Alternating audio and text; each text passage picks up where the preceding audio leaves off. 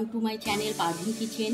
বন্ধুরা, আজকে আমি আপনাদেরকে যে রেসিপিটা তৈরি করে দেখাবো সেটা হচ্ছে বাটা মাছের চচ্চড়ি। তো আমি এখানে 500 গ্রাম বাটা মাছ নিয়েছি, সেখানে আমি ভালো করে এটা পরিষ্কার করে ধুয়ে ছোট ছোট করে আমি এগুলো কেটে নিয়েছি, তো দেখতে পাচ্ছেন। আর আমি এর মধ্যে দেব, আমি এখানে পেঁয়াজ 3টে বড় সাইজের আমি পেঁয়াজ কেটেছি, তো এটা আমি পেঁয়াজ এগুলো এখানে দিয়ে দেবো মাছের মধ্যে, দেখতে পাচ্ছেন। আর দেবো এখানে আমি কাঁচা লঙ্কা কেটে নিয়েছি। তো ঝালের পরিমাণটা যেহেতু আমি একটু বেশি খাই, সেহেতু এখানে আমি একটু ঝালটা বেশি দিচ্ছি। ঝালটা কিন্তু আপনারা বন্ধুরা কম বেশি করে নিতে পারেন। আর এখানে রয়েছে 2টো সাইজের বড় সাইজের টমেটো, তো এই টমেটোটা আমি এখানে দিয়ে দেবো। এখানে টমেটোটা এখানে দিয়ে দেবো। আর এখানে দেবো বন্ধুরা কিছু পরিমাণ আমি ধনে পাতা কেটে দিয়েছি ছোটো ছোটো করে, তো ধনে পাতাগুলো আমি এখানে দিয়ে দেবো। আর দেবো বন্ধুরা এখানে পরিমাণ মতো হলুদের গুঁড়ো, দেবো লবণ, স্বাদ মতো লবণ, আর দেবো সরিষার তেল। তো সমস্ত উপকরণগুলো আমার দেওয়া হয়ে গেল। এবার আমি এটা কিন্তু হাতের সাহায্যে কিন্তু খুব ভালোভাবে আমি মেখে নেবো বন্ধুরা। এটা কিন্তু হাতের সাহায্যে মাখতে হবে। এটা যত ভালো মাখা হবে তত কিন্তু এর স্বাদ ভালো হবে এবং খেতেও কিন্তু দুর্দান্ত হবে।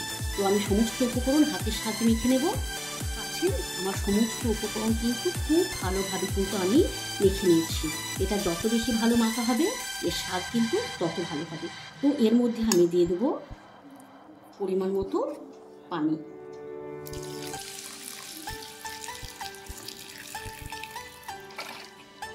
তো দেখতে পাচ্ছেন আমি পরিমাণ মতো এখানে পানি দিয়ে দিয়েছি। পানির পরিমাণটা কিন্তু খুব একটা বেশি দেবেন না।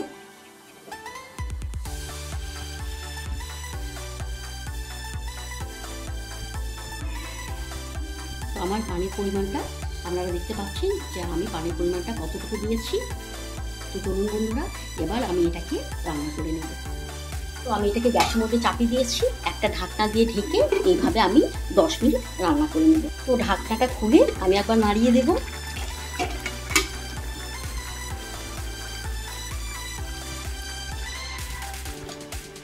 খুব সুন্দর একটা স্মেল বেরোচ্ছে বন্ধুরা।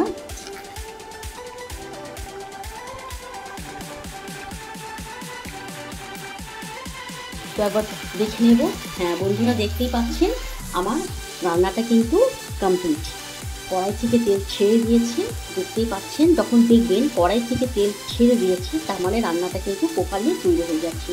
তো বন্ধুরা, আজকে আমার রেসিপিটা আপনাদের কেমন লাগলো অবশ্যই কমেন্ট করে জানাবেন। আর আপনারাও কিন্তু এইভাবে রান্না করুন এবং কেমন হয়েছে অবশ্যই আমাকে জানাবেন। তো আজকের মতো বাই বাই।